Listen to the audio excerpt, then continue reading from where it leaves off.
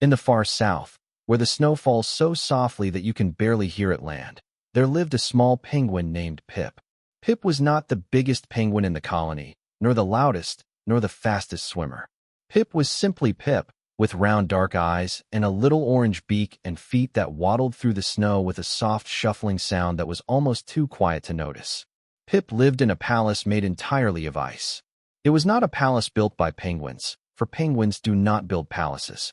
It was a palace that the wind and the cold had built together, slowly, over many thousands of winters, carving arches and towers and long glittering hallways out of the frozen sea.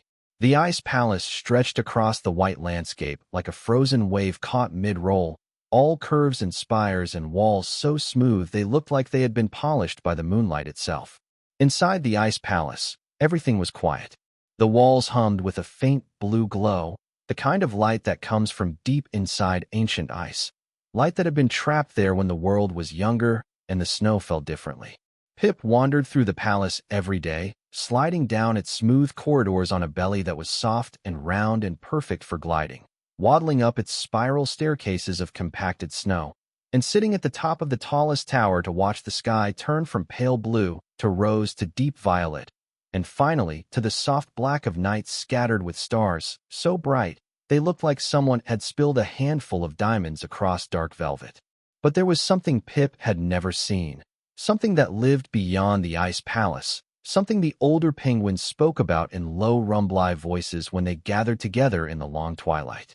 They spoke of the ocean, the great wide ocean, the endless water that moved and breathed and held fish that flashed silver in the deep and whales that sang songs so low and slow that you felt them in your chest before you heard them in your ears. The ocean, they said, was warm in a way that ice is not, warm in the way of living things, of blood and breath, and the steady beat of a heart that never stops. Pip had never felt that kind of warmth. The ice palace was beautiful, but it was cold. Not a sharp cold, not a biting cold, but a deep cold, a cold that sank into your bones and made you want to curl into a tight ball and sleep for a very long time. Pip slept well in the ice palace, slept deeply and without dreams, but sometimes, in the soft space between waking and sleeping, Pip felt a pull, a gentle tug somewhere behind the little round belly, somewhere in the center of the chest, a feeling like a current running through water, pulling towards something far away and unknown. One evening, as the sun dipped low and painted the snow in shades of honey and amber, Pip sat at the top of the tallest tower and felt that pull stronger than ever before. It was not a painful feeling. It was soft, like a hand resting gently on your shoulder, like a voice whispering so quietly that you cannot make out the words but you know they are kind.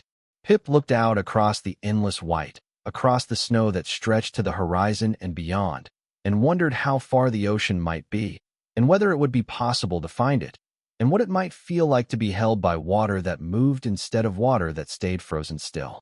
The stars began to come out, one by one, slowly, as if they too were sleepy and taking their time about appearing. Pip watched them and felt the pull grow warmer, not hot, never hot, but warm like the breath of someone you love who is standing close beside you in the dark. And Pip decided, without really deciding, without any plan or map or idea of how long the journey might take, to follow that warmth, to let it lead the way through the ice and the snow and the long cold night. The next morning, which in that southern land is not so very different from the evening before, Pip began to walk. The waddle was slow, as waddles always are, and the snow was soft, and the air was still, and the only sound was the gentle crunch of little orange feet pressing into fresh powder. Pip walked past the ice palace, past its tallest tower and its glittering walls, past the archway where the wind always whistled a low soft note like a lullaby, and out into the white world beyond. At first, everything looked the same. Snow and more snow, white on white.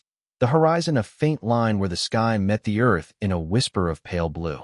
But Pip kept walking, one waddle after another, following the warmth that pulled from somewhere ahead, a warmth that seemed to grow a little stronger with each step, a little more real, a little more like something you could almost hold in your flippers if only you reached out far enough.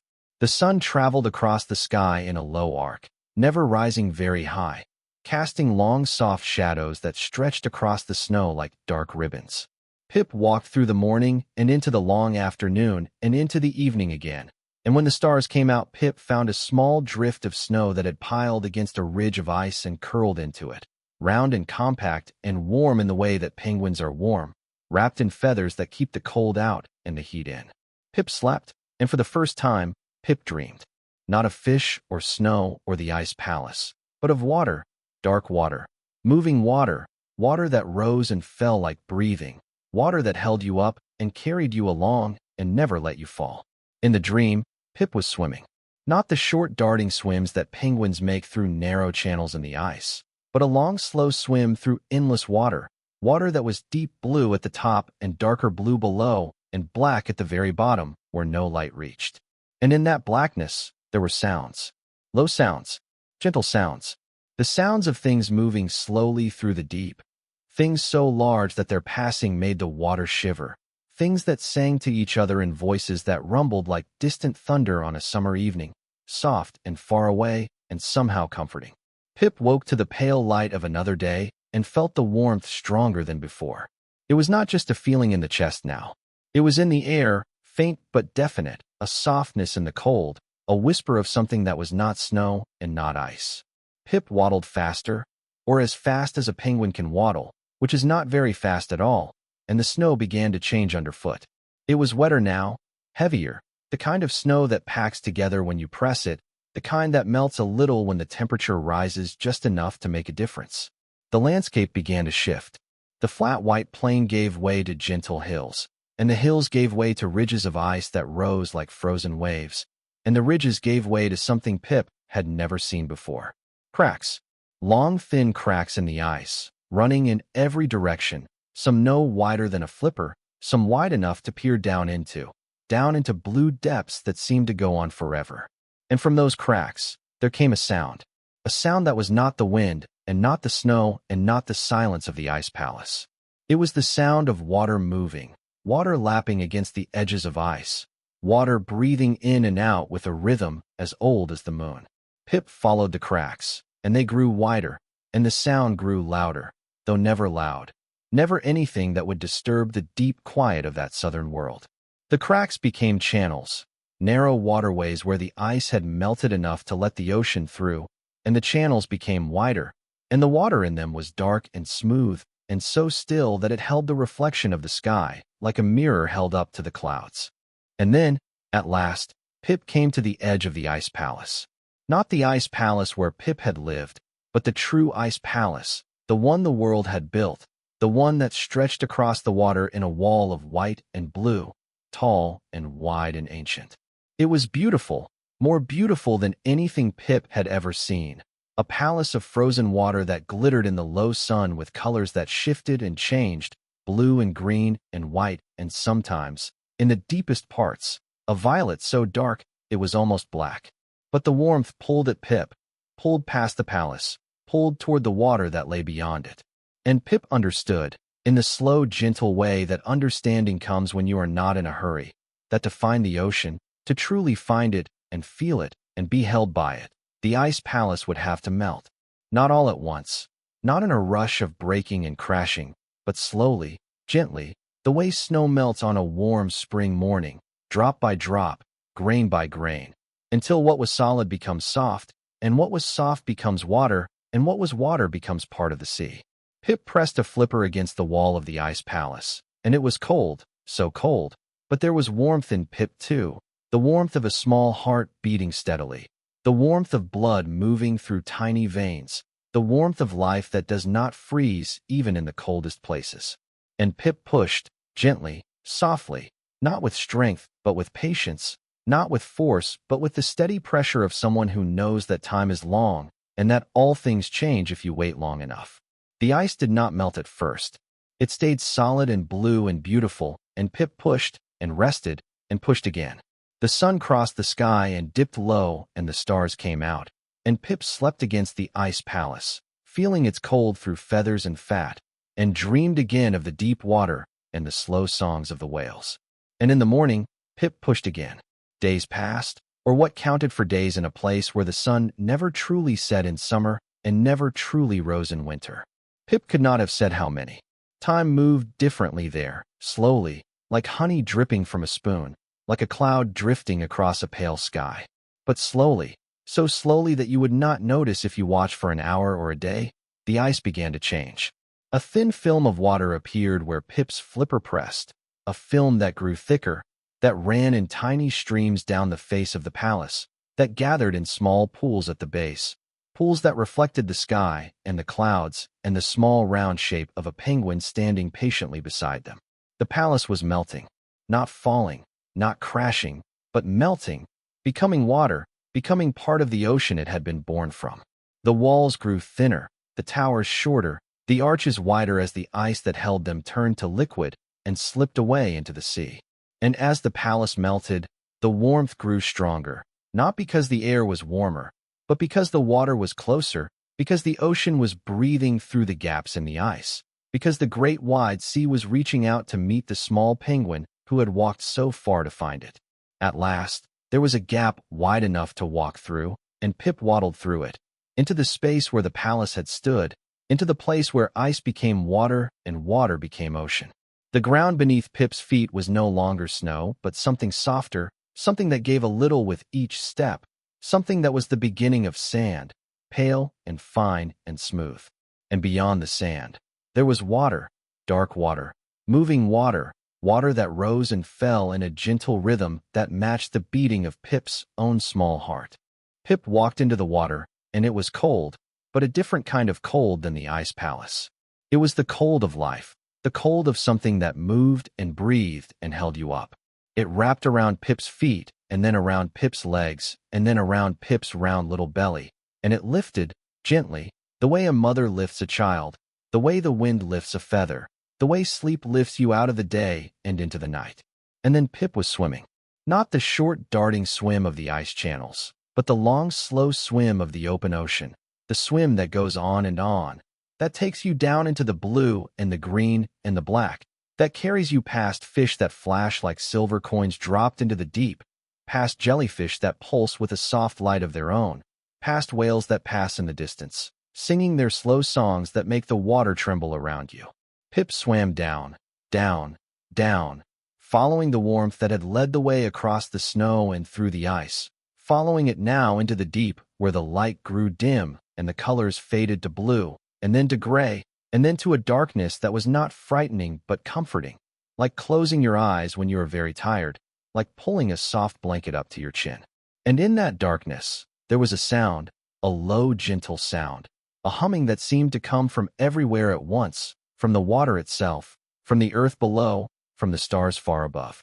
It was the ocean singing, not a song with words, not a song with a beginning and an end, but a song that went on forever, that had been playing since before there were penguins or ice palaces or snow, a song that would go on long after, a lullaby for everything that lived in the water and everything that lived on the land and everything that looked up at the stars and wondered what lay beyond them.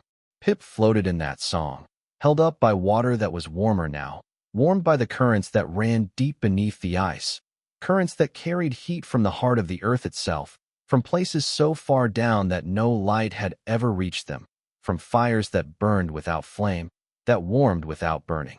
And Pip felt, for the first time, truly warm, not just in the body but in the place behind the eyes where feelings live, in the center of the chest where the pull had started, in every part of the small round self that had walked so far and pushed so patiently and melted the ice palace grain by grain to find this place. The whales swam closer, their massive shapes moving through the dark water with a grace that seemed impossible for something so large, and their songs grew louder, or perhaps it was just that Pip was listening more closely now, letting the sound fill every empty space, every quiet corner, every place that had been cold and was now warm. One whale, larger than the others, with barnacles on its chin like tiny gray flowers, swam right up to Pip and blew a stream of warm air that rose in bubbles toward the distant surface, bubbles that caught the faint light and glittered for a moment before disappearing into the dark. And the whale sang, a note so low and so long that it seemed to last forever, a note that said, without words, "You are here, you are home, you have found what you were looking for, and now you can rest. You can rest in the water that holds you, in the song that surrounds you, in the warmth that fills you from the inside out." You can rest and drift and let the current carry you where it will, for the ocean is wide and the night is long, and there is no hurry at all. Pip rested. The flippers that had pushed against the ice palace for so long stopped moving. The feet that had waddled across the snow stopped kicking. The small round body floated, buoyant in the salt water, rising and falling with the gentle swell of the deep current. And Pip closed the round dark eyes, and the last thing seen was the faint glow of a jellyfish drifting past, pulsing softly, a small lantern in the vast dark, and the last thing heard was the whale's song, fading now, not away but into the water, into the self, into the slow, steady rhythm of a heart that beat in time with the ocean. And Pip slept deeply, truly, the sleep that comes when you have journeyed far and found what you were seeking, the sleep that is warm and dark and safe, held in water that moves like a gentle hand rocking a cradle, rocked by currents that flow to the ends of the earth and back again, lulled by a song that never ends, that has always been there, that will always be there, waiting for anyone who walks far enough and pushes long enough and melts the ice that stands between them and the deep wide sea. The stars turned overhead, slowly, so slowly, and the snow fell on the place where the ice palace had been, soft flakes landing on water that did not freeze, melting as they touched the surface, becoming part of the ocean, part of the endless moving water that held a small penguin sleeping in its depths, warm at last, home at last, drifting now, drifting off, into the dark and gentle deep, where the whales sing their slow songs and the jellyfish pulse their soft light, and the world is quiet, so very quiet, and sleep comes easy, comes soft, comes like the tide that rises and falls, on and on, into the long and peaceful night.